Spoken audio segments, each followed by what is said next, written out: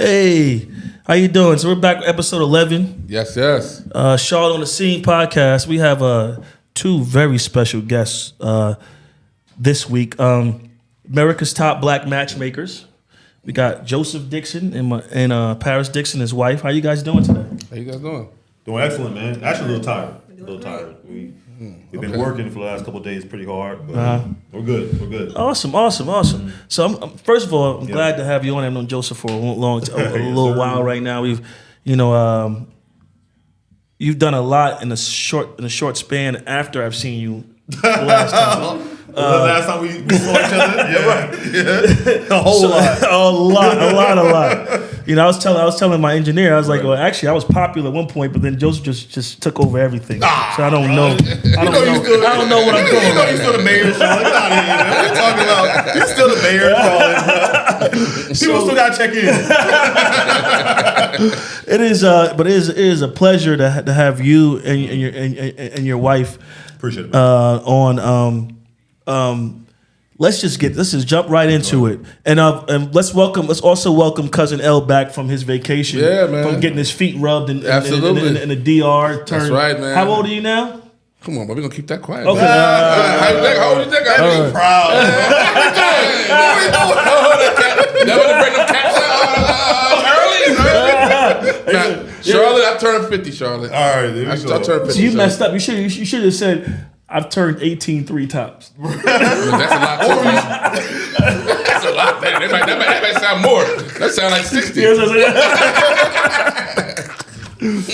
Nah, but we'd like to welcome you back too. Thank you. We missed you. January 17th. Okay, you Capricorn. Yeah. Mm-hmm. Yep. Me and both the Capricorns. Both Capricorns. Mine was the 8th. Yours is the 4th. Right? Yep. 4th. Yeah. Yep. Surrounded by Capricorn. Yep. This is Capricorn season. Yes, sir. Yeah. That's Absolutely. awesome. That's awesome. Well, welcome back. Yes, sir. Welcome Thank back. you. But do I got a tan or something? No. Nah, you don't like that. I mean, it's only a couple of days, so I guess it ain't, Same complexion. Same complexion, different direction. I'm glad to be back, though. I'm happy to be back. Gave me some energy. Gave me, sometimes you need that sunlight and a little relaxation. You know what I mean? Yeah, definitely. So let's get into it. Joseph. Yes, sir. I'm gonna start with you. Your background. Where are you from? What produced you to get or forced you to get into where you're at right now? Like, and everything else. And then we'll follow with Paris as well. Yep. Originally, I grew up in Maryland. Okay. I tell people I'm from Carolina now because I've been in Carolina more than I ever lived in Maryland. Okay. So when people ask me where I'm from, I say I'm from Carolina. Okay. I moved down to Carolina. I'm about to tell my age, but I moved to Carolina for college in '97. Okay. From there, graduated from college, stayed in North Carolina, loved North Carolina area, moved to the Triad area, and then from Triad area moved to Charlotte. Okay. Got divorced when I was in the Triad area, and from there, that's actually what got me on where I'm at right now because I started RBL Dating App. Okay. As you know, and Real Black Love. RBL Dating App. Yep. Yes. Real Black Love. So started the dating app. Started in the Triad area, and then I moved to Charlotte because I was single, and the Triad area, as you know, is I think it was ranked like number 5 for the worst dating cities in the country. Yeah. So I was like, I gotta do something. Right. But didn't want to move too far because my son still lived in Triad. Okay. Right. So moved to the Charlotte area. Love Charlotte. Of course, met my now wife in Charlotte. Well, actually, we met on RBL, but she lived in Charlotte. Okay. But no, from the app itself, it moved over into the matchmaking aspect of things. So we literally have 2 different businesses running right now. It's like we got the RBL Dating App, and then we have Real Black Love Matchmaking. Okay, awesome. So yeah, that's why I'm busy. So can you explain the difference between the two? Yeah, so the dating app is just like any other dating app. It's like the Hinges, the Bumbles, I don't even want to say that one, but it's like any other dating app. It's self-serve. You log on and see what's on the app and see if you could meet someone. Matchmaking is private and personal. Gotcha. Matchmaking is a higher tier dating service where it's not you're going on and doing it yourself. You got my wife and I as the professionals helping you find the right connection. So it's kind of like a concierge of dating. Correct. Okay. Correct. Okay. Awesome. So Paris, your background. Where you from originally? What brought you into the industry of doing what you guys are doing? 'Cause you guys are creating black love and creating families and legacies. What you're doing. So you know. Yeah. I'm from Charlotte. I'm from Charlotte, North Carolina. I'm a Southern Belle, born and raised, and my background was in journalism, mass communications. I went to school in North Carolina A&T State University. Aggie Pride. Aggie Pride. And I had a great successful career in marketing, sales, working for tech companies before I met Joseph. And when we first started dating, you know, I really wanted to, I fell in love with his vision. I fell in love with what he was doing. And I felt like, hey, I got a lot of skill sets and I'm helping build somebody else's empire. And I was looking for ways to really grow in my career, and he had opportunities where he really needed growth within his company. So we got our powers combined, right? Like your powers combined. And when I look back on it, you know, it's kind of crazy, right? Like you start dating someone, you just immediately, you know, link yourself to their vision, and that becomes your passion. But I had always prayed to be that help person. I never wanted to start my own business. I never even wanted to be a business owner. I wanted to be the assistant. Like that's what I felt my calling was. My calling was, I don't have the vision. I knew I never had it, but I knew I was supposed to help manifest that vision from somewhere. And I asked God to create a position for me. That was my prayer. Create something for me that I'm uniquely made to do that doesn't exist, because I never felt like I was supposed to be a doctor or a lawyer, just something that everyone does. I wanted something, I felt that there was something else that I was called to do. And it was amazing because my husband actually created the position that I do. And it's so fitting now. You know, I'm the VP of matchmaking for Real Black Love Matchmaking. And I helped build out and redefine this program that has really changed so many people's lives. And I actually have fulfillment in my life through the person that I fell in love with. So it's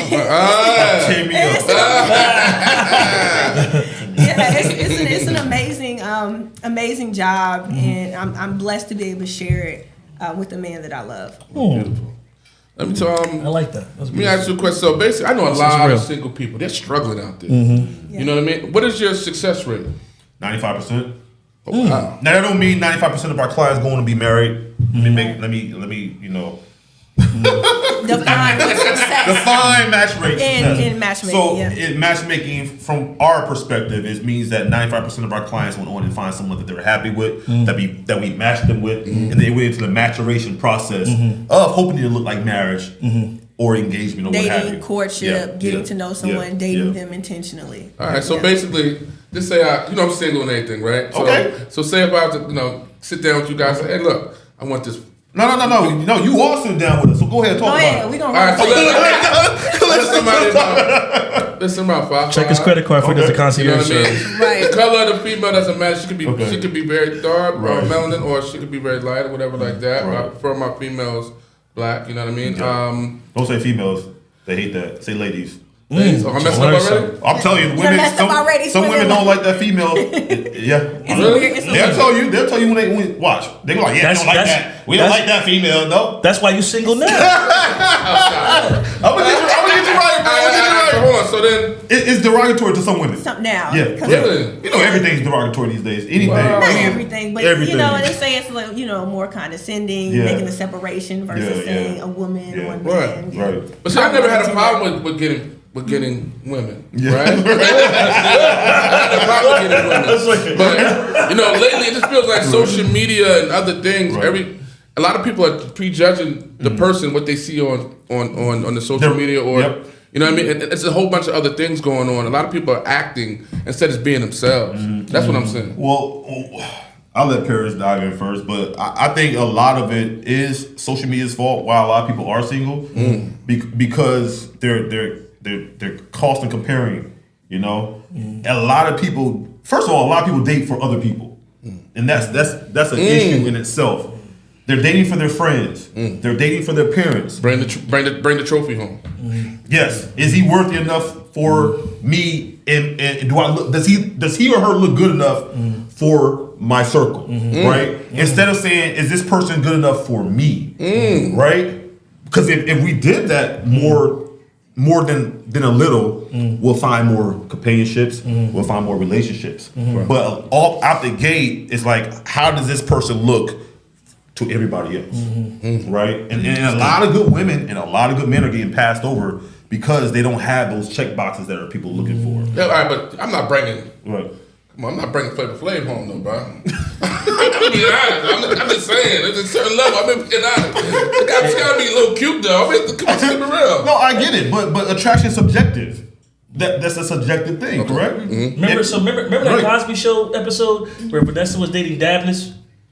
Remember? I didn't watch Cosby. You didn't watch Cosby Show? I watched a little episode. So there was. I was outside playing ball and stuff. Okay, so there was an episode where she was dating I think it was a trucker guy or whatever, right? He was older. So she brought him home. Make a long story short, Claire didn't approve of it. Right. Theo didn't approve it. The doctors or whatever. So Vanessa, they sat down and had dinner. And so Cliff Huxtable said, "Let me give you an example of what's going on right now." He said, "What's your best meal?" And he was like, "Well, I like steak." So you like steak? Okay. Let me give you the steak. What you want with your steak? He said, "You want mushrooms on your steak? Let me give you the mushrooms." So give you the mushrooms. Now, Bill Cosby talks, right? You got to have some salad on the steak, right? Get the salad, right? He said, "Nice plate, right? Looks good, right?" He said, "Yeah, I love it." He said, "Look, now imagine take that whole meal." And get a garbage can lid and put it in the garbage can lid. That's how she bought your ass in this goddamn house today. So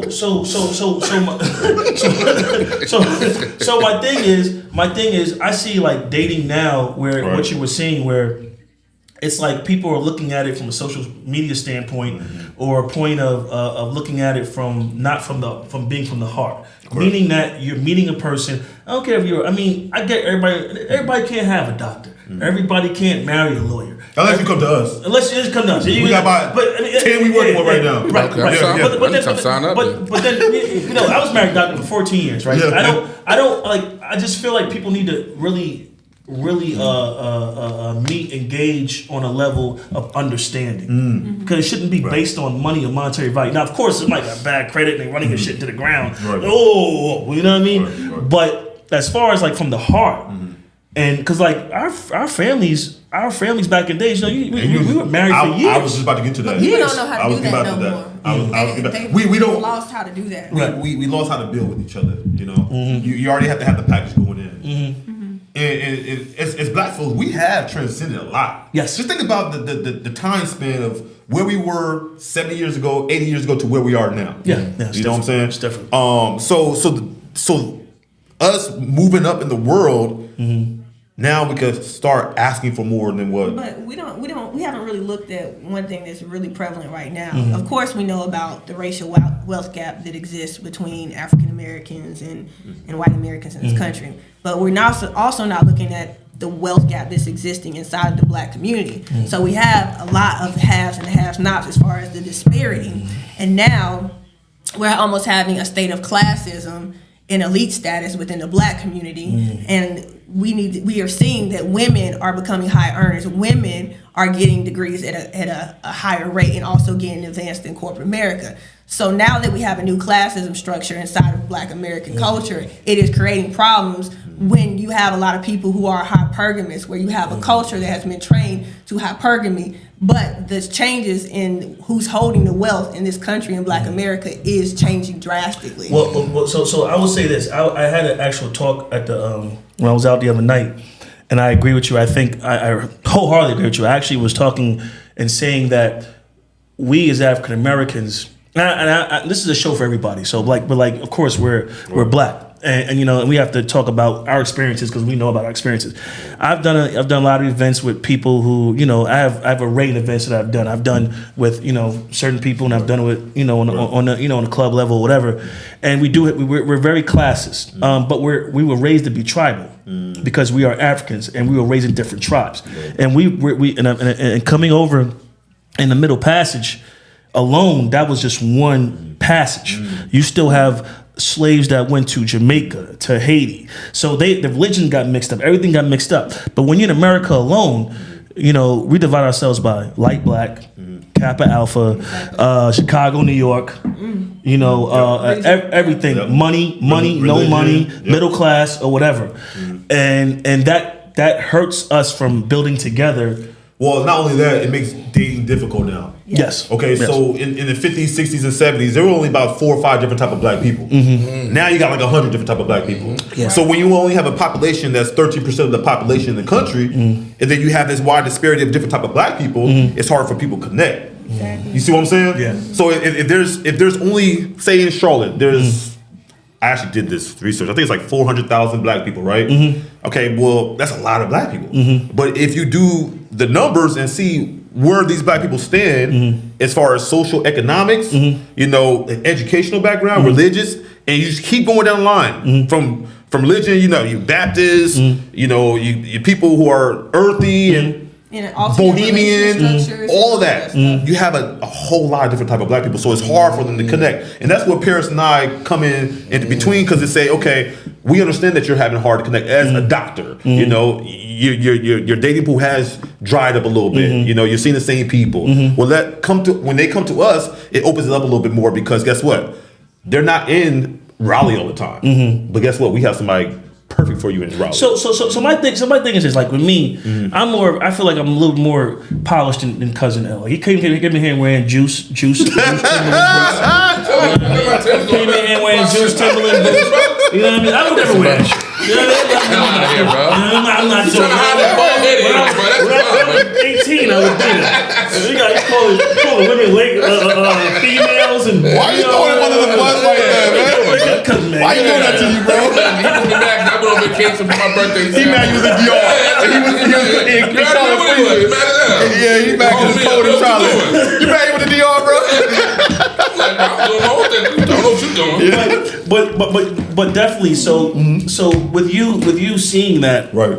that disparity with us especially, Right. how do you, like, I know there's like cases where you're like sitting here like, damn, how do I match this? Because I can see like I heard you talking earlier to one of your clients, but when you come into a room and you're dealing with somebody or whatever, and you know it's a client, a person that you actually care about, it's your business, you're nurturing your business as well as nurturing the community and putting together families. I tell you before, like what you're doing is like awesome. Appreciate it. But how do you how do you figure out different like scenarios and cases to where it's like this might be a little bit difficult or this person's being difficult? Yeah, I think that's really accomplished during our consultation process, which is extensive, and we're asking tons of questions. We're asking about past relationships. We're asking about ideal relationship structures. We're understanding what their belief systems are. We're understanding what their expectations are in a partner and what their preferences and how they develop them, right? You can find really quickly with asking the right questions people who have aloof expectations, people who out of touch with reality, and maybe are overlapping preferences that don't exist where they are. Okay. You know, if you're dating somewhere like Denver, Colorado, and it has less than 5% black population, and you're looking for a guy that's 6'7", that's like already 4% of the population, and you want him to have a master's degree or a PhD, then you're asking for these overlapping features, and you're literally looking for unicorns and wondering why you can't find them. So that's when breaking down statistics, breaking down demographics, those are the things that we're looking to play when people are looking for certain preferences in a partner. And that doesn't just apply to women, it applies to men as well. You know, you're looking for somebody that's 4'11" that's vegan. You know, in Houston, there, you know, everything's bigger in Texas. Like, come on, let's just be honest. We want a 4'10" vegan in Texas. Like, okay, Black woman. Right, black woman. Like, okay, let's talk about it. Wow, you know? that's wild. That's real. Yeah. So that's wild. I'm trying to I got brain freeze right now, but my man that passed away like last year. Oh boy. You already know what I'm about to get to. What's his name again? Kevin Samuel. And he wasn't new. He wasn't new. He was a cap. Yeah. So what do you think about his way of how he went about it? Oh, we gotta do that, huh? All right. So first things first is that y'all know we were on that show, right? And you know the woman that got him his notoriety. Okay. We worked with her directly on the show. Okay. The average and best woman, right? First things first. I want to apologize to anybody who saw that. Because they debuted that show right after his passing, and that's nothing I was co-sign on. Okay. Period. Okay. Like never. I wouldn't say that because that's never been made public. Okay. Right. But I'm not gonna go no further deep into that. I just want to say that because I would never do that. Yes. But anyways, Kevin Samuels is right in a lot of things. Okay, a whole lot of things. I think his approach and the way he did it was a little brash. You know what I'm saying? Yeah. But I understand why he did it because it's about the views and things of that nature, right? I believe in my heart that Kevin Samuels was probably a great dude. I never got to meet him. I wanted to meet him. I wanted to have a conversation with him. You know what I'm saying? But I think in my heart he meant well. You know what I'm saying? He meant well. But when those views start coming in, and you gotta go, and that money start coming in from the views, you like, oh wow, because Kevin Samuels, before he got his claim to fame, he was doing something totally different. He was. I saw it. Yeah, exactly.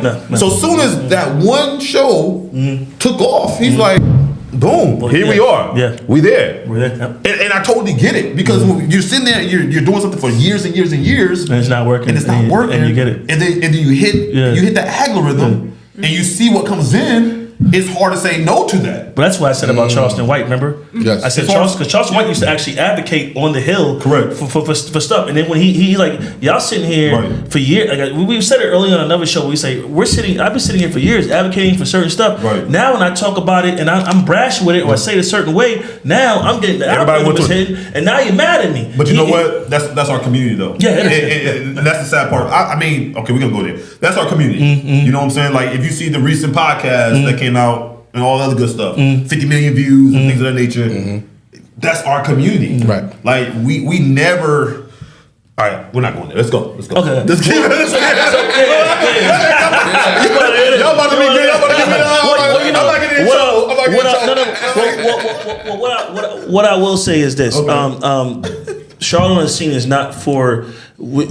Of course, we're running a business, but at the same time, we're for the betterment of our community. And I think that, you know, that's sometimes you just can't sell your soul for everything else. And you know, like, there just has to be a voice to where I feel like we are losing, and what Real Black Love is doing, and is something that we don't have, is that we're building a legacy of future families, and putting together people who are going to be to build up.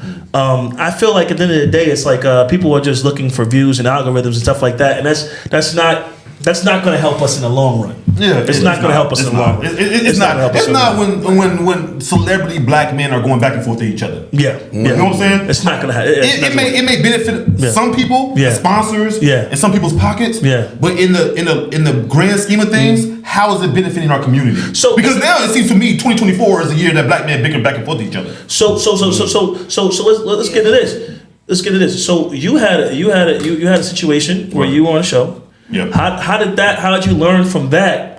Because like a lot of that stuff goes on and with, you know, television networks, stuff like that. How did you deal with that? What was your process through that and everything else? I'm trying to figure out how deep I could go into this. Don't get anything where they're gonna put us off YouTube. Okay, so from the day one, right? And again, it goes back to when you finally hit something and it works, and you know. Let's be honest. We all have kids to feed, right? We have families to take care of.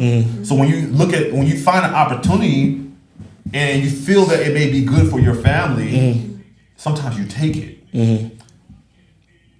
My mistake was knowing the beast that I was about to go into and thinking that beast would change because what they said, how it's going to be presented. Does that make sense? Yeah. Like, so I'm not trying to go too deep into this. Yeah, I got you. I got you. So with that being said,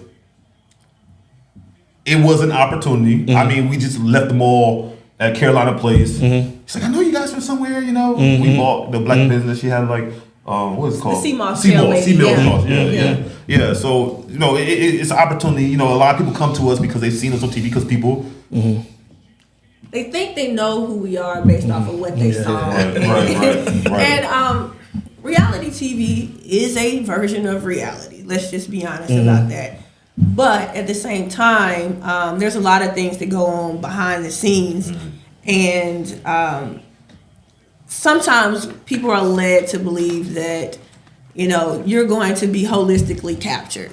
You know, what you do, how you do it, your relationship, your business, it's all going to be put out there to the public. And when you're a talent, you don't have control over narratives and you don't have control over what is presented. And it's almost like I explain to people, it's a blank check. You write a blank check with your life when you sign up for reality TV. Well, your image. Your image. If you don't control the production part of it, and that just meant something differently. Me and my husband, we went out there. We weren't married at the time, but it was we were like engaged. But no one knew that. Yeah, we weren't married at the time, but we were already, talking to marriage, and Joseph had proposed, and in my mind, it was going to be a storybook wedding. Like they're going to, I'm going to get married. This is going to really be a beautiful thing, And it didn't go down like that, and I was like, oh man, I can really, I'll have, we don't have that chivalry anymore. Man, get down on it and seeing black love, and I'm like, man, we're gonna get to show the world black love done right, and that's what I thought was going to eventually happen. And I have my green rose colored glasses all the time. I'm a glass half full type person, and here we were thinking like, Capricorn, you know how we do. Capricorn. Pessimistic. Like I'm thinking like, it's gonna be positive. Nah. You don't necessarily. So with that whole situation, bro, you know me. Yeah. Did you watch the show? Yes, I saw some parts of it. Yes. Everybody that know me watch the show. They're like, "What the hell is this?" Yeah. You know what I'm saying? Yeah. So with that being said, if anybody out there, and TV is a good opportunity, right? But be very, very careful. At least get with producers that have your best interests at heart. Well, see, I went through. So I saw yours, and I actually was on with Clint. I know. They shot in this cigar bar, and I didn't know, like, I was just like in certain things or whatever, but I know from like different people that I know how they control the narrative because they have to make it like, it's kind of like, it's weird. It's like when we do shorts for the podcast, we have to have a certain caption to get views. Right. And so being on a larger level like that, they have to make it attractive to keep. Well, it's about the views. show. Yeah, it's about views and about paying the bills. Yeah, because Hollywood's all about paying the bills. Right. Yeah. So I get it. It goes down to the bottom line. Yeah. So my thing is that with you guys doing it, or at that time, did you have any reservations, and were your reservations right, or were they? Everything that my spirit told me came to fruition. Okay, and that's just being real with you, bro. I was hoping that it wouldn't, but it did. Okay, right? It was so bad that I called the producers the 7th episode, say I am not coming back. That's how bad it was. And I was serious about it. And they're like, Joseph, we didn't mean to this. Because there's levels of producers, right? There's the showrunners, there's the producers. There's the producers in Hollywood. I mean, in LA. I've learned. Producers in New York. So there's levels of them, right? That's how bad it was. Because, like, you literally took what I have built and made a mockery out of it. Wow. Everything I am and who I am, you made a mockery out of it.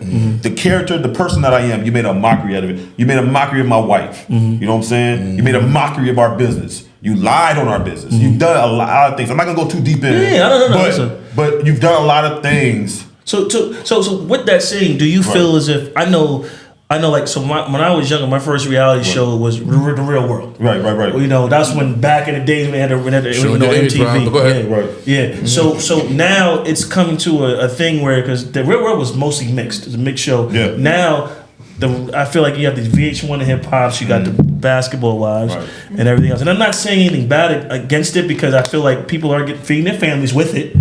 But at the same time, how do you feel it's looking on us as a black community or a black family? Well, this is the thing about it. I think for some reason LA Hollywood believes that black people can't have a reality show unless there's some drama and mess.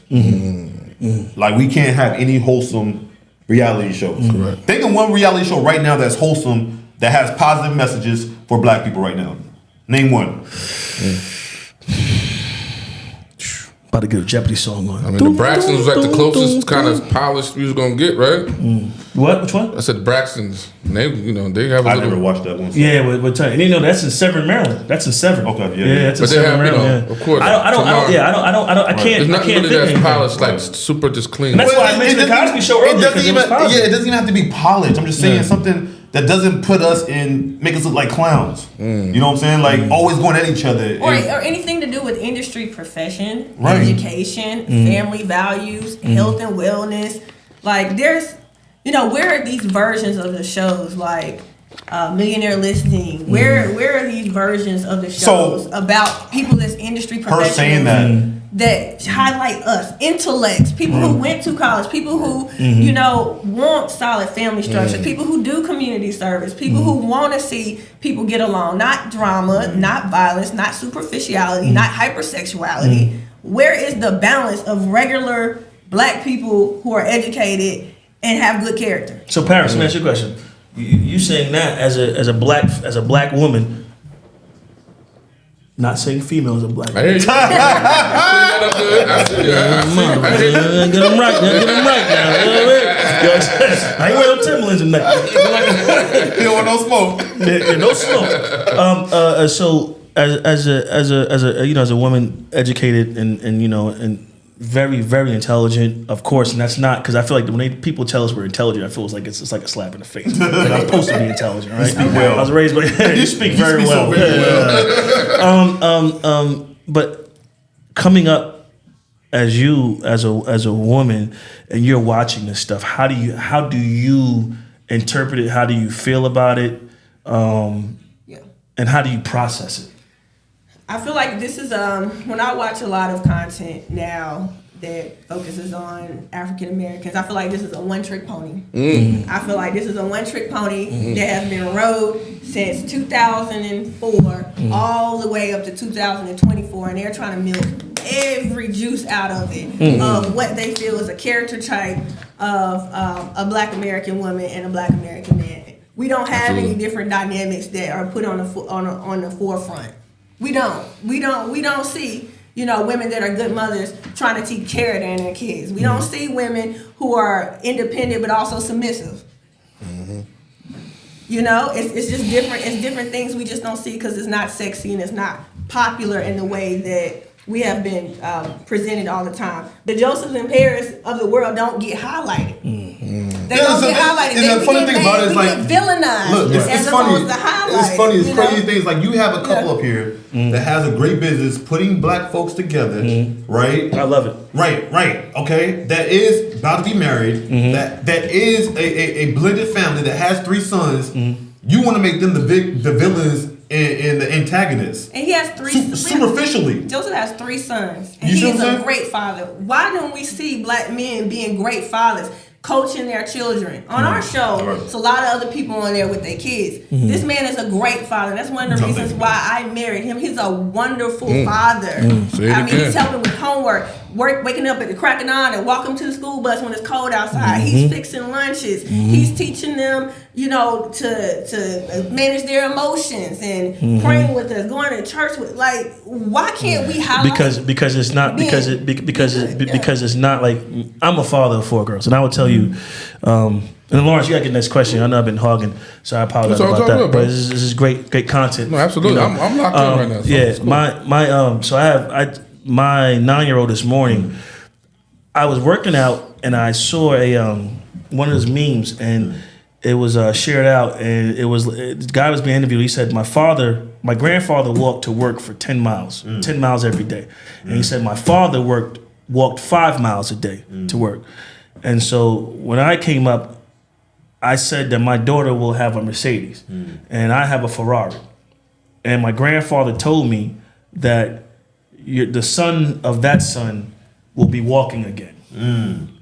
And I shared it with my daughter because, like I told you guys earlier, my kids, they go Del Frisco's and all that stuff. They're bougie. They're a little bougie. and but if you don't teach them, if each generation doesn't teach them how to be a warrior, Right, right. you're gonna fall right back. Fall right back. One generation can mess up Right. for Right. what 100 years of least- progress. at least, At yeah. least 700 years Absolutely. of progress. Yeah.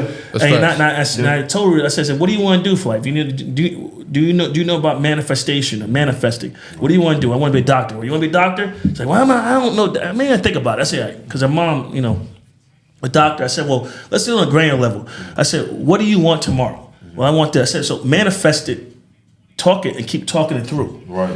But I feel as if with our children, especially with fathers, if you have daughters, I'm on those daughters, so I have daughters, Right, but right. I try to talk to my daughters as much as I can, and I try to give them a different perspective. But I'm not their friend. I don't believe in being.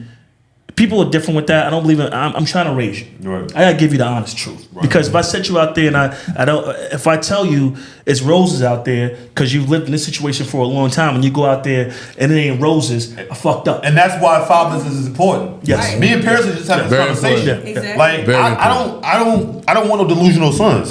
So my son ain't as good in basketball as the other kid. I'm saying you gotta work harder. And that's what if you want to take his starting role, Yeah. you have to work harder. Yep. Not you're better than him, Yeah. and the coach is messed up. Yeah. No, Yeah. that kid's better than you. It's work ethic. Work harder. Work harder. They don't get it. And if you don't want it that bad, then fall back. Yep. It's that simple. Yep.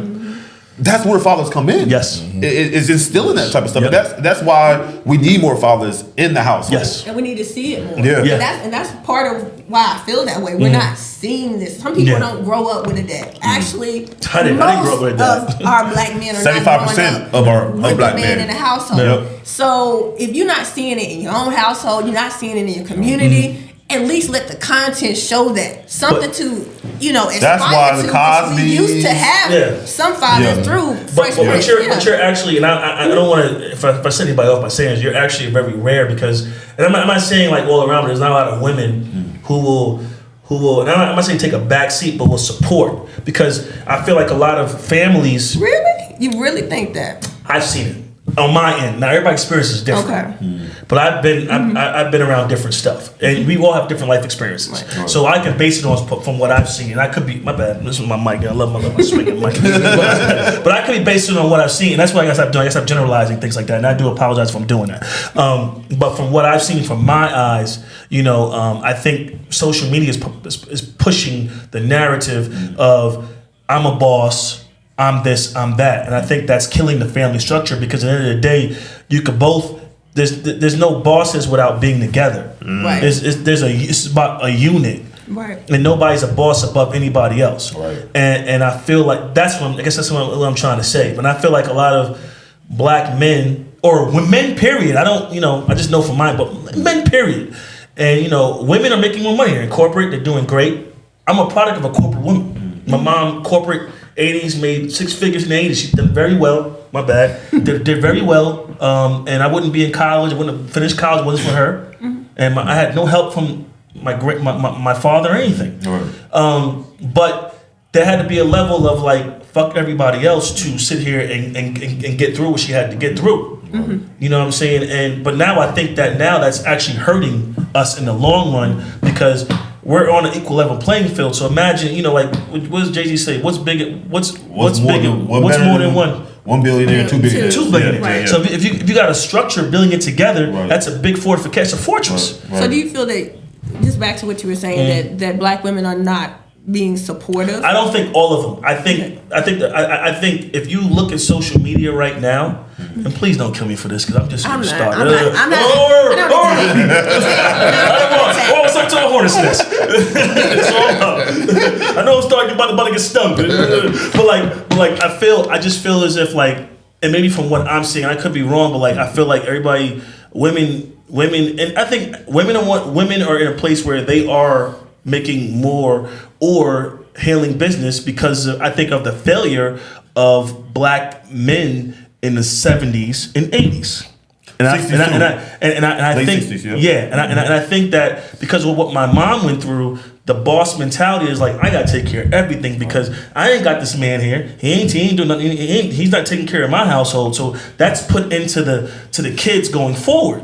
And then when you have that mentality, a lot of us have grown up without families, and we had to sit here and we actually are recalibrating that family structure right now. But now we have more resources, more economics, more knowledge, more wisdom to build a family and be. I mean, we weren't a lot of our. I mean, some of us were, but like.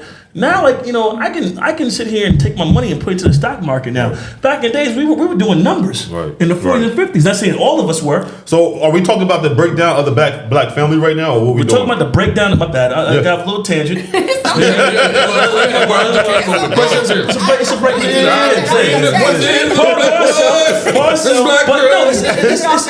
definitely a breakdown of black families. I definitely feel as if you know, like, because of what happened in the 70s and 80s.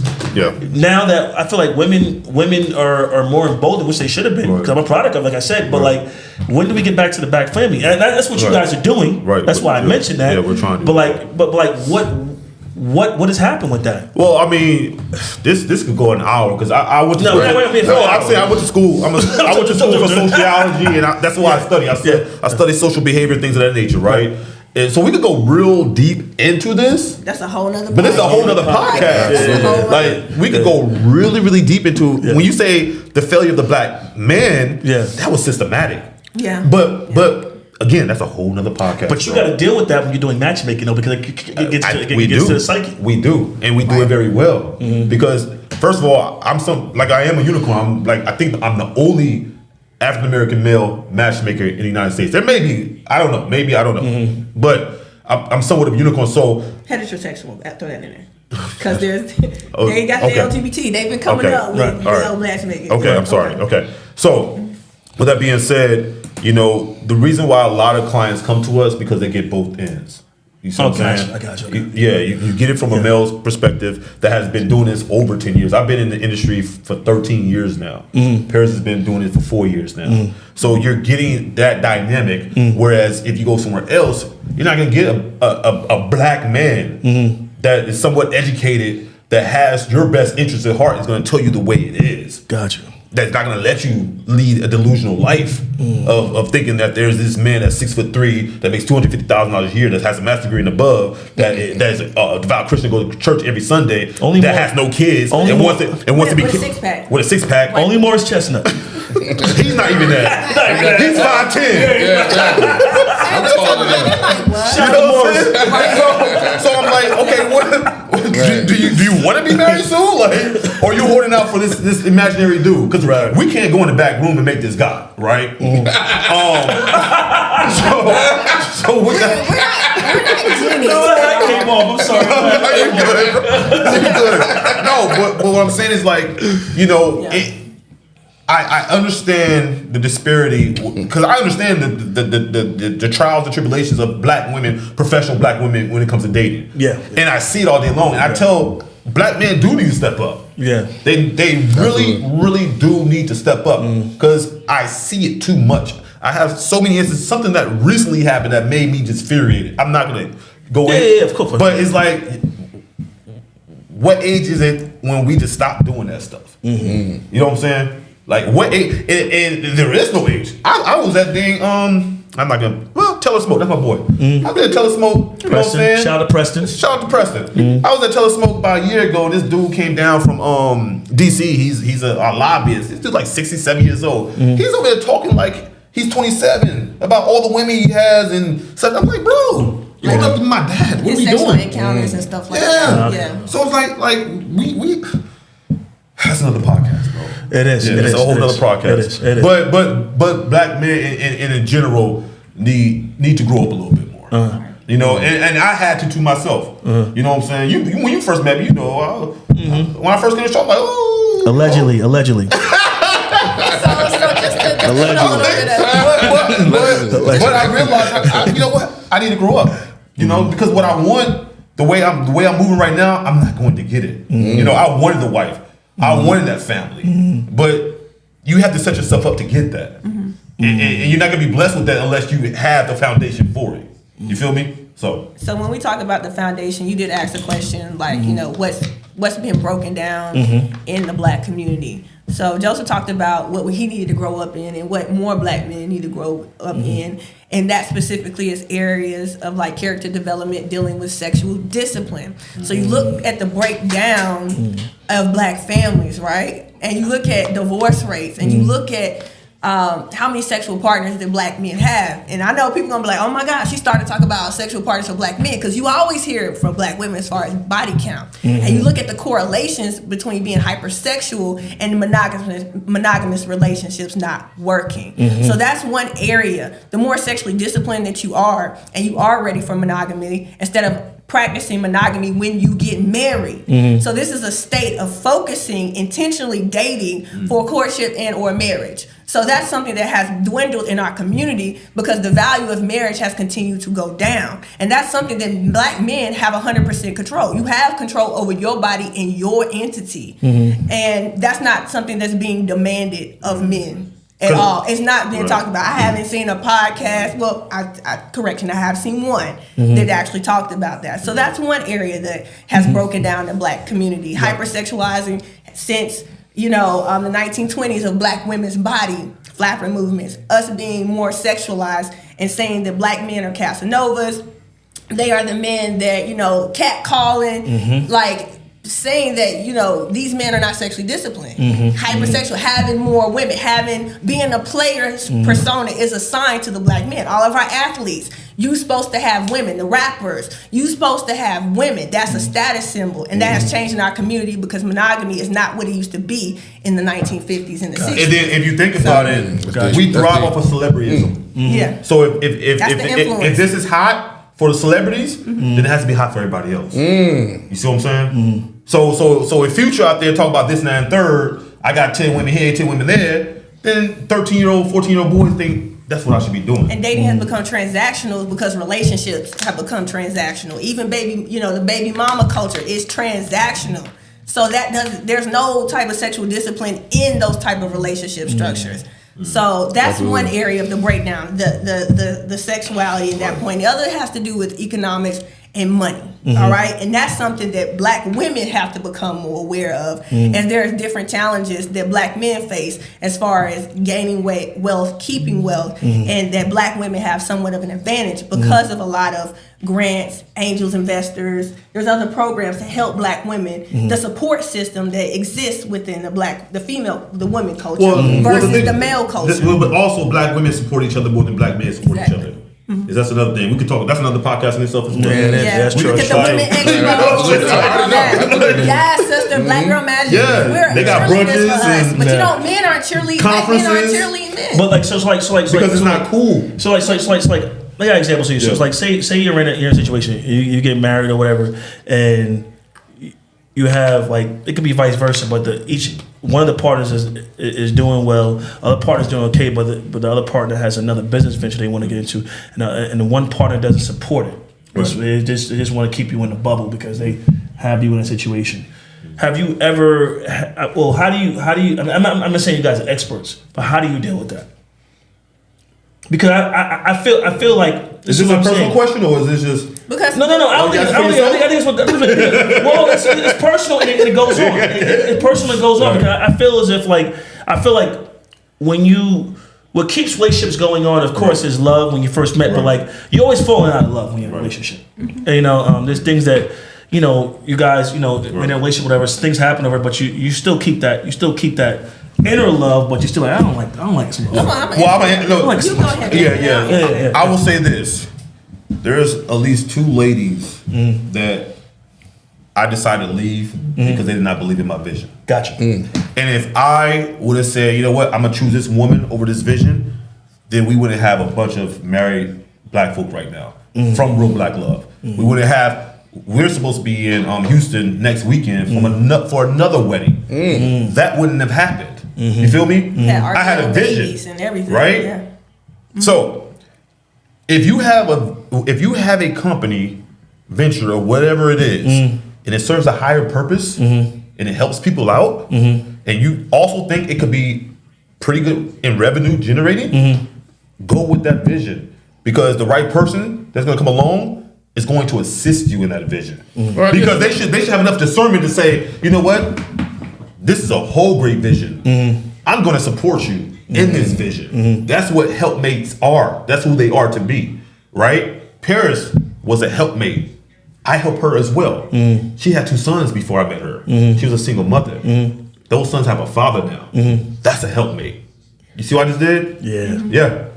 So let me ask you, that's deep. So when I first moved to Charlotte a year ago, right? I started my own trucking business. Right? I was talking to a few females and stuff like that, but I wasn't giving them. What was that? I was talking to a few ladies. Oh my God, I'm gonna be torched in the comments. I'm like, get him out of here. Oh my goodness. Man, I'm terrible. I'm just joking. Man. I'm helping you out, bro. I'm helping you out, man. But I wasn't dating, right? Because I'm starting my business. Right. When you're starting your business, you really don't have the time. Right. Well, this is how I think. Right. You don't have the time to just go out there and spend all types of money because you're starting up something. You know, and there's a couple of ladies that I females, ladies. But that I was talking to, that kind of I probably should have clinged on. Maybe maybe took it more serious. But this is the question. All entrepreneurs start from somewhere, and none of us grew up with trust funds. I didn't. Right. I started with nothing. Right. I'm sure you didn't have a trust fund either, right? Absolutely not. Okay, so if you had those 2 women, you should have dived in a little bit deeper and see if they're willing to go on that ride with you. Because some women is gonna jump off the whatever, the boat, the truck, whatever it is, or the truck. Right. Yeah. Okay. They're gonna jump off the truck, right? They're gonna jump off. We ain't gonna root tonight? Because the thing is, a lot of women are not signed up for a struggle love, and that's what they call it, right? But I don't call it that way. I call it foundation building.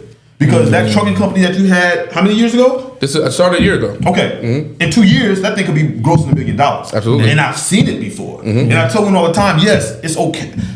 Don't sign up to any dude that has a vision and he just talking. See the foundation, see his blueprint, and see what he's been doing in that blueprint. Got it. Yeah, you see what I'm saying? I call it starting from the middle. Right. You know what I'm saying? They starting from the bottom. No, I can link to someone from the middle. We ain't got to blow up, but you need a business plan. Okay? That means you have to set short-term goals. You got to meet those goals, okay? If something went wrong, what went wrong where? Where is your discipline? We talked about sexual discipline. Men have to have discipline. Are you disciplined? Are you organized, right? So there are certain characteristics and there's certain soft skills that men need to have if they have a vision and it's going to blow. And that's what women have to look at. Okay, I'm gonna be a rapper. Okay. Where's your showcases? Are you in the studio every night? Let me see your lyric books. Where's your EP? You know what I'm saying? Where's your marketing? And it's not I just have a passion. She don't support my dream. You don't support your dream.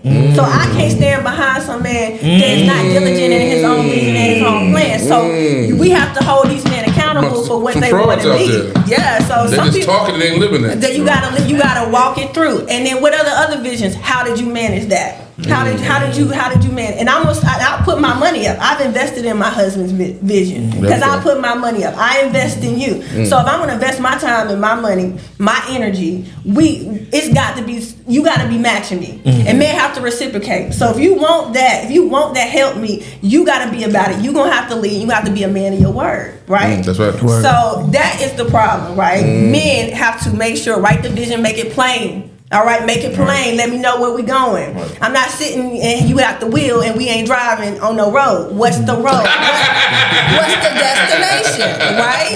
So yeah. So I understand when you're dating and you don't have the funds like you may have if you had a 9 to 5. Right. But there are some women that are looking for good men. So you should have just figured that out. Are these women that are with you on that ride? You know what I'm saying? Right. If she just wants a ready-made man. If so, then of course, you know what? I'm not the right one for you. Right. You know what I'm saying? But you could have passed up your wife and someone that could have been a good helpmate with you because you didn't even you didn't even vet her to a point to see if she was there or not. Right. You feel me? I can add this really quick. I'm gonna add this really quick. All right, this is gonna be real So quick. about y'all. So it's really funny at matchmaking. I feel like when women come to us, they want 6-figure plus. They want the man. Oh, you got a good man. You know, he made 6 figures. Like, baby, tell me how. They like, tell me how you do it. Like, hook me up with a man with a lot of money. And I'm over here like, girl, it don't work like that. Like, you hunting men with a lot of money. They're hunters. You're hunting the most attractive, educated, polished men, right? And to be honest with you, your odds is better with starting at the middle before he has arrived, because you in a whole new arena. You're not even worried if you're ready for you it. give too much game. Let him cook, baby. Let him cook. Give it to me real quick like that. I'm sorry.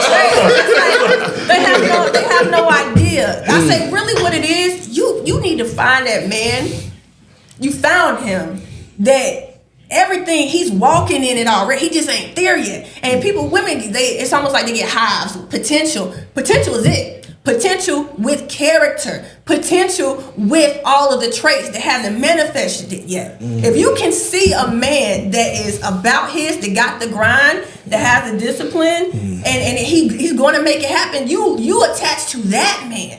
You know? So they over here looking for ready-made. No, you got to be able to identify the flower that's getting ready to bloom. You know, like, oh, they blooming over there. Let me go get that. That's like the stock market. You buy in. You buy in before it goes. We talked about this yesterday. And I've seen this people was gonna buy was already up. Yep. He's already up. And everybody's in it. You know what? My stock is going up, so business is doing okay now.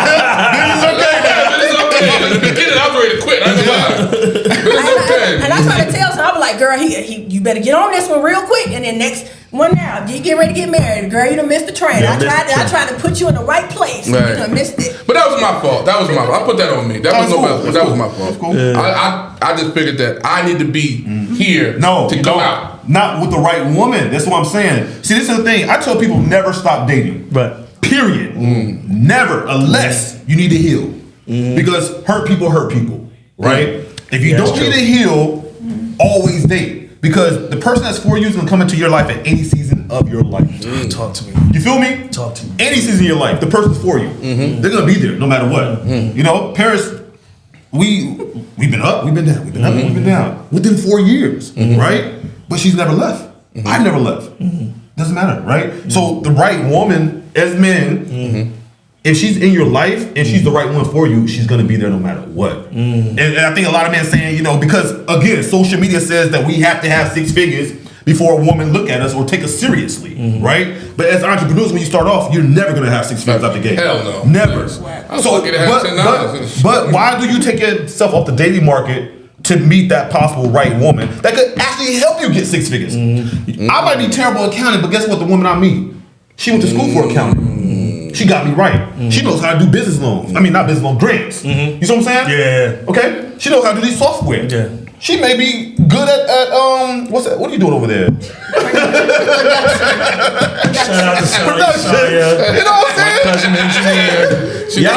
Y'all been trying to hire her. Y'all can't hire her. Yeah. What I'm saying is that she could be a great helpmate as well. So it's like never stop dating, because 2 heads are better than 1. Yes. You know what I'm saying? Even though she may not, like, I was blessed that Paris came into my business.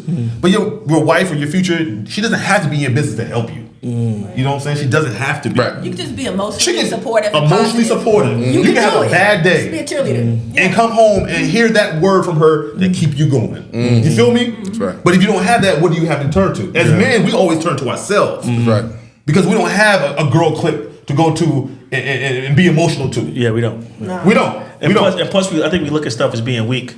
Facts. Like if we show weakness, especially with us or whatever. I feel like if I show weakness, that means I'm being weak, and I gotta hide that from anybody. And like this past couple of years, I've actually been letting that go, because that shit will kill you before anything. And Rashawn, I'll be honest with you, I don't know what happened, but the last 3 times I met you, you've been at a different peace and happy. I don't know what had happened, but I can just tell. Did I tell you? I said, he's at peace. He's more happy. He's more friendly. He's more everything. Yeah, I think. Give me some of that, bro.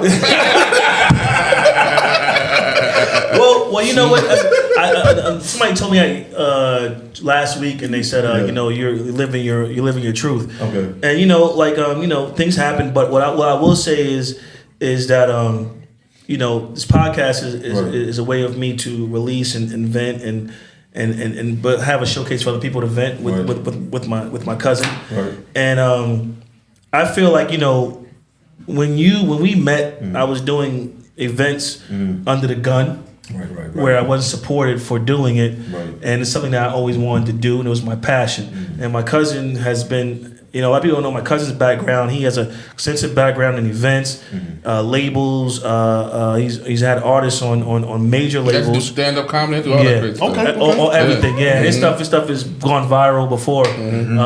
But my thing is that surrounding yourself around people that have the like minds, but still care about you. Right. That's what's important. And like with you, like I've watched you when I met you over the years, you've grown, you pushed your passion, and there were times when I was pushing my passion and I would pull it back. You see what I'm saying? Gotcha, yeah. And so you kept pushing when I used to be like, hey, I'm gonna do it, I'm gonna do that. And you can't, like, even when I open a cigar lounge, you can't serve two masters. Right. You gotta go full speed. Right. You know what I'm saying? You gotta give up that stoop. You gotta give up a stoop. And it's scary because you're in a comfort zone. Yeah. You know, like even relationships, you'll be in a comfort zone in relationships, and you'll be sitting here and you'll be like, you know, well, I have all this and I'm comfortable, but you're not comfortable in your own situation. Right. You know, and I'm pretty sure a lot of couples can tell you that or have gone through that. So I'm learning myself all over again at 45. Right. And you know, like, That's a beautiful thing, though. yeah. I'm learning myself at 45, and you know, I'm blessed. I'm gonna have my cousins around me that, you know, that care and love and really love me, and I have my mom, who's, you know, my mom and I are going to Portugal in 2 months. So Nice. Yeah. my mom, my first vacation. My mom said I was like 13 years old. You know what I mean? And so it's just about being positive, but like having somebody. I feel like I know you guys support each other, and it's just about that support is so important, even from friends. You know, supporting, being in somebody's corner, and giving them a situation where they feel like they got somebody behind their back. Because a lot of people don't have that. When they go through a lot of things in life, they don't have a support system. They'll just be by themselves. They got to deal with it by themselves, and that sucks. Because I would not be where I'm at right now if I didn't have my support system. Right. So we're talking about relationships, right? And so, what do you guys think about the passport bros? They still a thing? I mean, I'm just asking. Are they still alive? Are they still? No, I think you know what? Look, no, this is.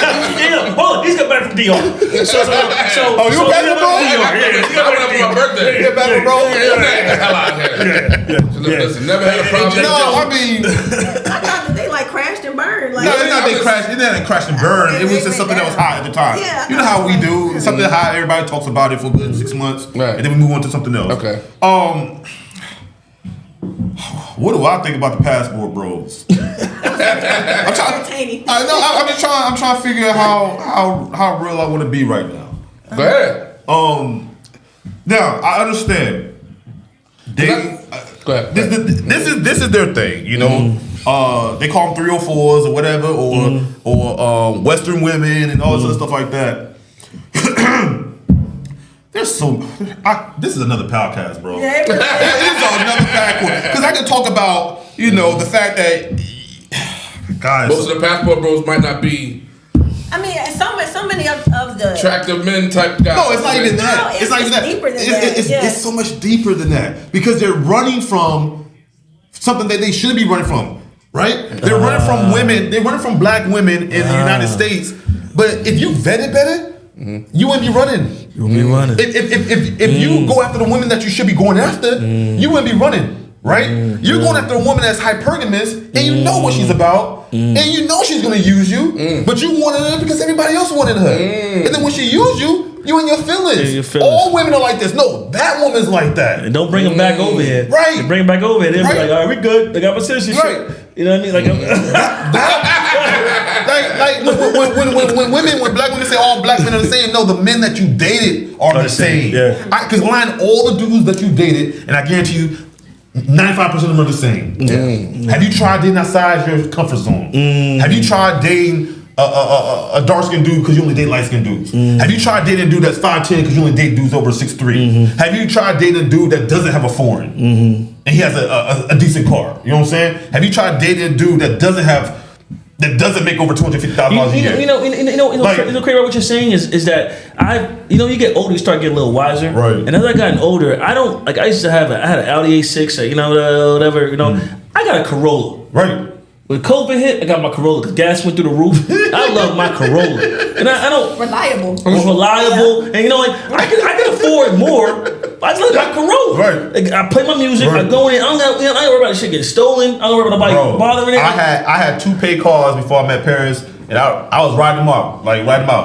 The only reason I got this new truck is because my wife wanted a new truck. Right. That's the only reason. Right. I had my old BMW. I had my old Mercury Mountaineer. I was good. You had a Mountaineer. I had a I know about the Mountaineer. Bro, a long time. Bro, it never broke down on me. Never. My BM never broke down on me. I sold both of them recently. But we needed something bigger because we got 3 boys. They're all in sports. Yeah. I need a family car too. I got 4 girls. Yeah. We need something reliable because we up and down the road as well. So so we good. Yeah. But I'm just saying. I'm just saying it's like This is funny. Okay. Yeah. it's just like these passport bros are running from something that's not there.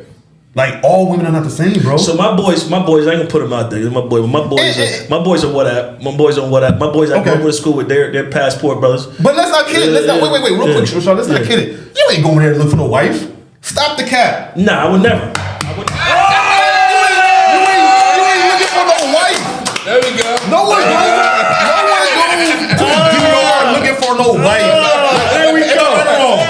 Okay, so they're gaslighting, saying, "Oh, we're going over here looking for better women." You ain't going down there looking for wives. I ain't never heard nobody say, "Oh, I'm going down there looking for me a woman so I can marry." So exercise. Man, Yeah, you're right. What we doing? That was cap. What we doing? They cap.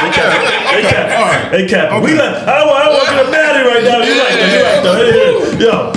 Go ahead, Paris. I'm sorry. But Sorry, what Pastor. I wanted to add, I think my biggest issue with the passport bros movement kind of happened later, right? And the biggest thing is what I hated is the fact your preference is your preference. If you want to date women in other countries, men have been doing that for a very long time. Let's go back to all the wars and finding Vietnamese wives and all this stuff. So men have been dating outside the country for a very long time. But the funny thing about passport, I got to bring this up, is that in this country only about 10% of African Americans have passports. So these men weren't cultured before. No, they're not.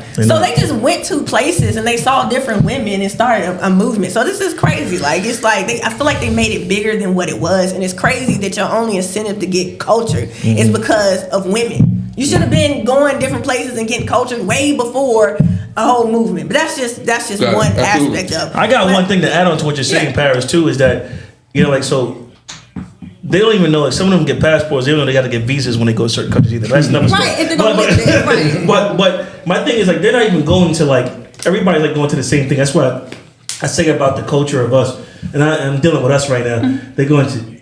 I don't want to put. You know what it is. They're going to DR. Right. They're going. DR. I've been to Brazil. My boys have been to Australia. My best friends got back from Accra, Ghana. Like, there are so many more countries you can go to besides the same old thing over and over and over and over again. Yes, and I was blessed to go to. I was blessed to go to Rio when I was 28 years old, and I laugh at. I ain't gonna lie. I'm not saying I'm better than anybody else, but I've been to probably 4 countries in my life. 4 different countries, probably 3 different.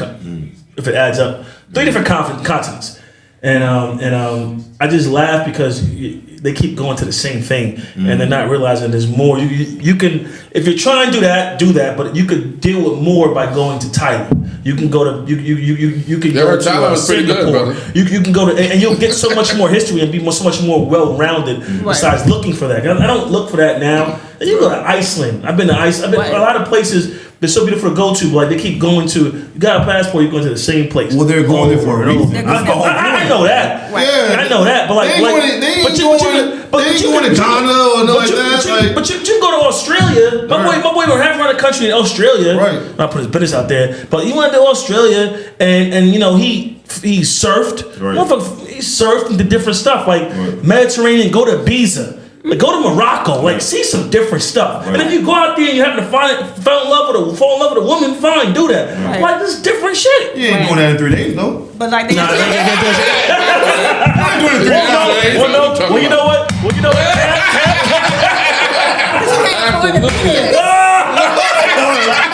Like, y'all got the wrong one out here tonight. Go back to work on Monday. Time on that side, brother. But the other thing I wanted to bring up really quickly too, and this is what Passport Bros try to do to a lot of American women, like, oh, you know, y'all women are no good, nobody wants you. Right. So as matchmakers, we get to experience men from other countries that have come here and are requesting to date black women. And that's what I wanted to sow into them, like, hey, you know, these black women ain't this, or American women, I'm leaving, I'm going to date. But you know that there are men in other countries that want to date black women, and what they didn't understand, it's a cultural exchange. Now that you're not dating American black women, just because you exchanged another culture does not mean there are no cons. So these men from Africa that are now African American, they're here. You know, they're not a passport bro. They live here. You know what I'm saying? They live here. They were born in the country. They live here now, right? Some of them only want to date black American women because of the cultural responsibility is to take care of that woman there. And a lot of black men want to date women in other countries, but the culture is different. So now you not just take care of my four no more. You take care of her whole family because you an American man, and now the criteria as a man in this country is not the criteria as a man in your country. So a lot of these men came here and said, I don't want to take care of auntie, grandma, and all of this because I want just me and my four because they like the cultural values of black women versus the cultural values of theirs. So there are passport bros in every country, and the fact that it's not a clear representation of are we throwing away these women no good, nobody want them. Somebody do want them. So even though you throw away, you don't want these women, it's some men that's like, I'll take her, thank you, from somewhere else. And they acted that doesn't exist here, but it does because we've had those experiences. Right, but the thing about this passport bros and the red pills and the pink pills and the blue pills and the white pills, but this is the whole. This is what it all boils down to is the gender war between black men and black women. That's what it boils down to, and it's been highlighted in hopefully in 2024 it goes away a little bit more, it dissipates. But in 2023, it was hell. It was hell. Like it was really, really bad. It hurt a little bit. Yeah, it hurt a little bit because when you have war, you can't have peace. You feel me? That's right. So while we are warring, black men and black women are warring with each other. No one's coming together. And I stopped going on social media. Okay, I started going on social media because it was so bad. It was hurting to my spirit because we all about love. We're real black love, and we're about connecting black men and black women. But every time I log on social media, all I see is this: black man this and black woman that, and this post here. It was bad. It was really bad. It was really bad. So I think that the passport bros came out of the gender war. Okay, does that make sense? Yeah, we gotta fly out. We ain't gotta deal with this no more. Yep, because everybody's saying this and that and third, get away from black women. No, beautiful, great black women. We just had a photo shoot with 5 beautiful, great black women in the last 2 days. Right. From California, one came in from Cali, one came in from Florida. Of course, a couple of them was in Charlotte area. Great women, great women. I don't see the characteristics that these women portrayed that certain Western women do. Yeah. You know what I'm saying? Well, you know, shout out to our beautiful black queens. We have to understand, you know, and I have 4 that I'm raising right now. So, El, you got a question? Yeah. This thing went viral with this lady. She said that if a man takes you to the Cheesecake Factory, she ain't going and all that. What do you guys think about that? When you guys do the Cheesecake Factory, you take your I guarantee you she's still single though. Would you take? We go to Cheesecake Factory all the time. Okay. It's outlandish. Look, if you Buffalo Blast. This is the thing. Race. Most married couples Buffalo Blast. don't think about these silly things. This is only. We just try to get time. We just try to get time. Sometimes it's crazy. That's a dating issue like that. I mean, like please take me. I don't want to cook, baby. Where you want to go? Right. So first of all, I'm gonna let you know something about that Cheesecake Factory. That was It was a skit. It was a skit. I actually follow a lady who does a skit, but it is real though. Yeah. Because you have some women that I don't want to say that word. We have some women that are that think like that. Yeah. Right. Yeah. You have to take to a certain spot on the first date to get to know me. Yeah. Right. The first date is only an interview for the second date. That's all it is. So it is. Why are we Love doing? Yeah. Why are you having a man pay $300-$400 for a first date and y'all may not even talk the day after? It makes no sense.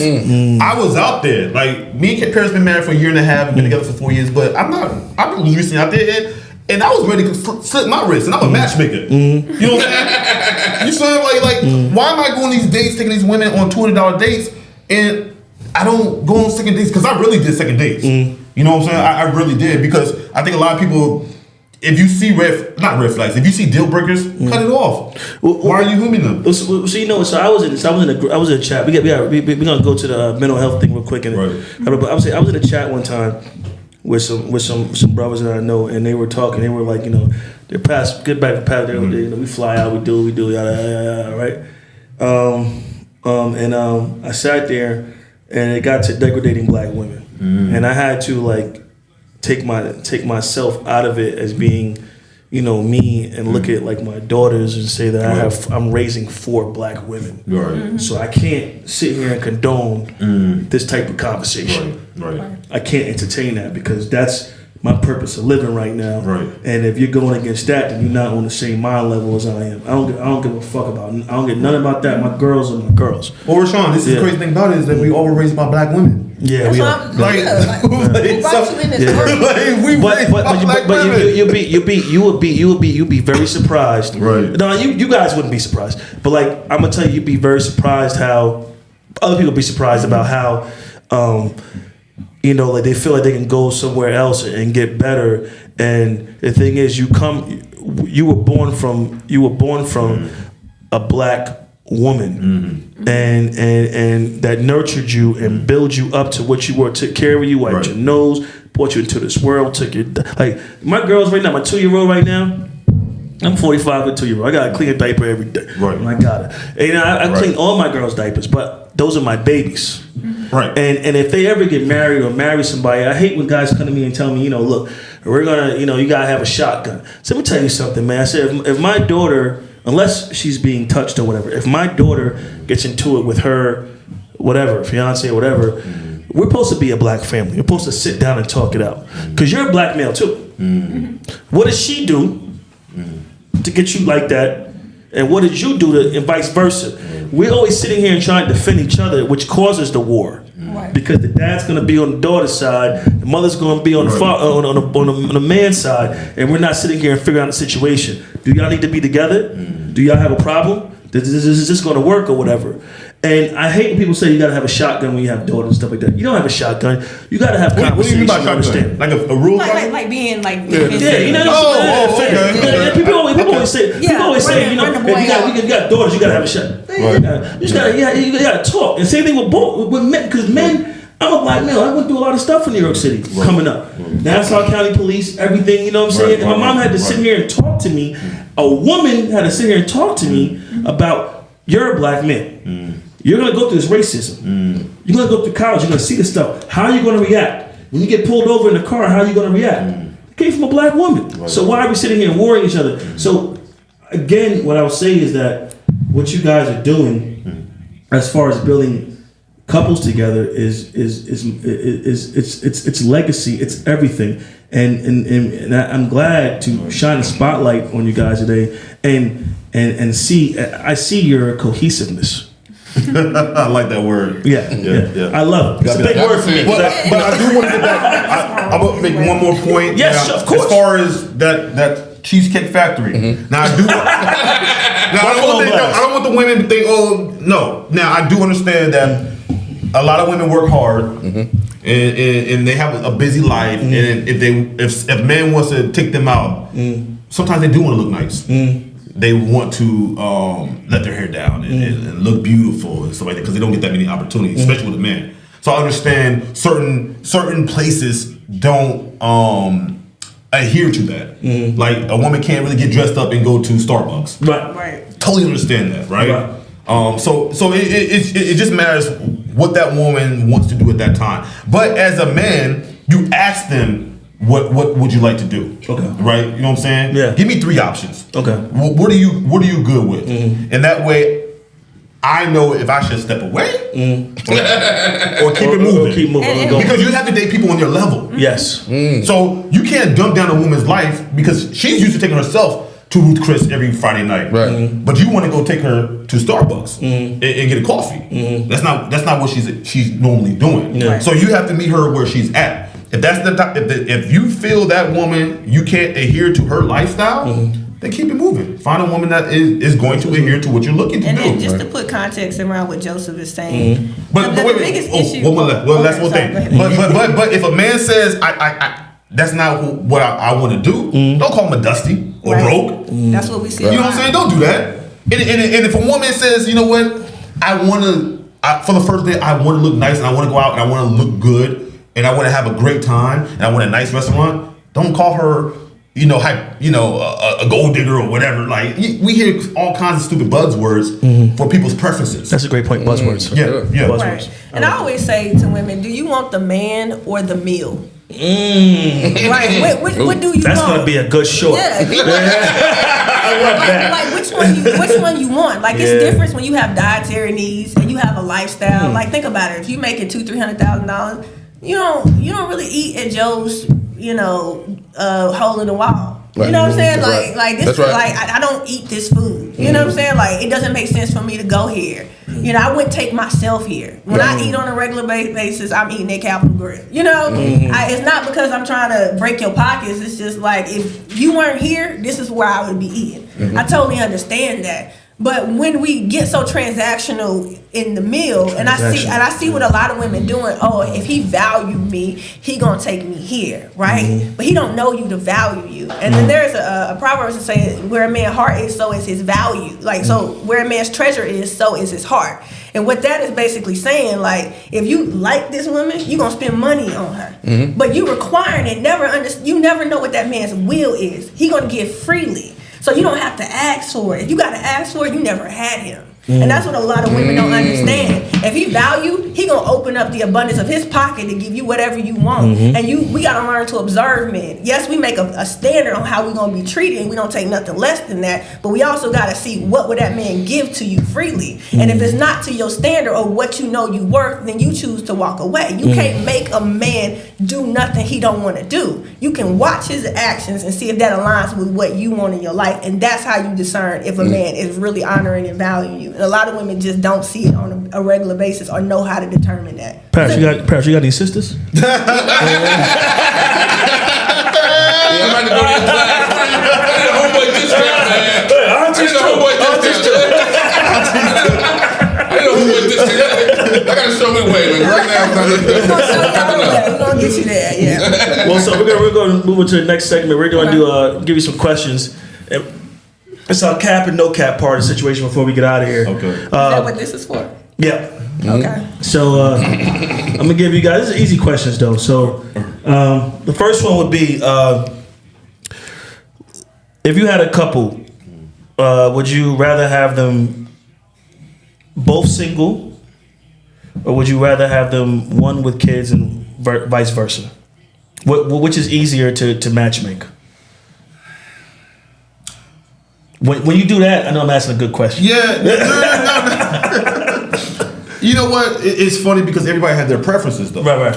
So with us, it's easy to match anyone because we do have a huge database of great, intelligent, highly eligible singles. Right. You know what I'm saying? So it's not tough for us to match.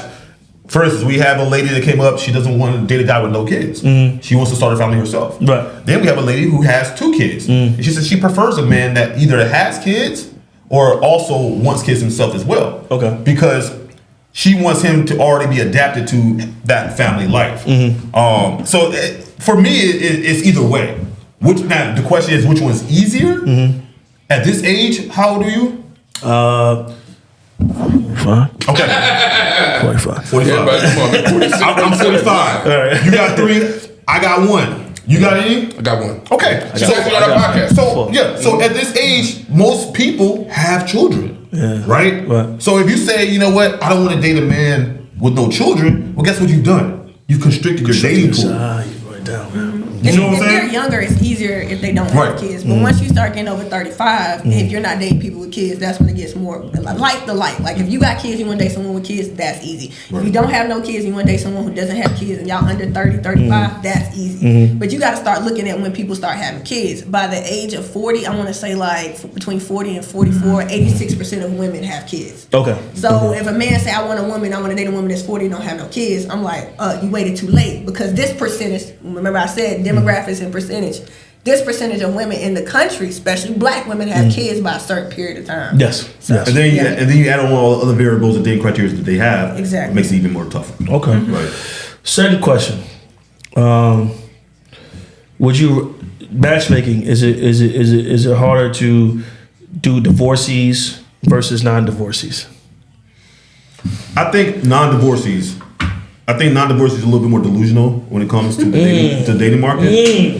Divorcees has been through trials and tribulations. They're easier, Yeah. for sure. Wow. Yeah, and they're not looking for so many.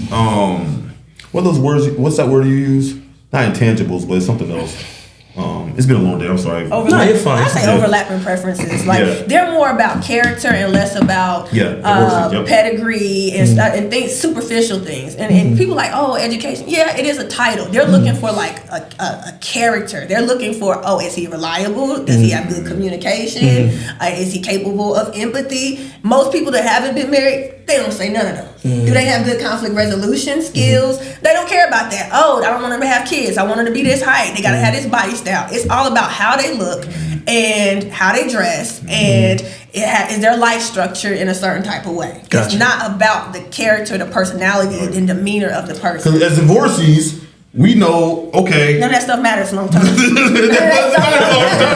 can we get along? Yeah, we get along. Right? Can we get along? Being 6 feet ain't gonna end the argument. Do our personalities align? Right? Can we go to a couple events together and enjoy ourselves? Right. You know, Right. like those things matter. It's nothing wrong with the dating criteria that non-divorcees have, but if they, most of them look in a tunnel. Right? Yeah. And they don't see outside that tunnel because there's so much outside that tunnel that you can't see. People pass their husbands and wives all day long, but those check boxes are not checked. So X them out. Yeah. They don't get a shot. Yeah, they get them X'd out real quick. But it's cool though. That's why we're here. We match people who are looking for a specific type of person, and we're gonna provide that. That's our job. What's your message to the couples that what's your message going forward? We're about to end it up, and what's your message going forward as far as like matchmaking and real black love and between the two of you? Looking at the camera. And, Go ahead, babe. A message to everyone going out? yeah. The only thing I can really say is Keep hope alive. yeah, keep hope alive. It was really around that. Like I was like, hey man, dating is difficult. I'm just going ahead and say dating is difficult. But dating will also take you through a journey of self-discovery. And once you learn what you need and what you don't need, then you get better help to identify what you really need. And honestly, we got to stop dating for other people. We got to stop dating for pedigree. We got to stop dating for all of the things that are superficial and really start to assess the core content and character of an individual. And if you don't know how to do that, it's possibly you don't really know who you are. So find out who you are so that you can identify the things that you need in your life. So Right there. I will say that love is possible again. We have a lot of people that have been hurt.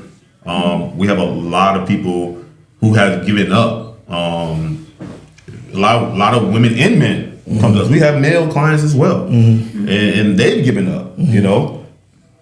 But it's possible because guess what? Why you think everybody's out here just looking for jump offs and sescapades? There are a lot of intentional African American men and women living amongst us, and that's what Paris and I try to do. We just try to connect these people together because it's sad but true, but it's getting more sparse and far in between, right? Also, when you're dating, try not to date so selfishly, right?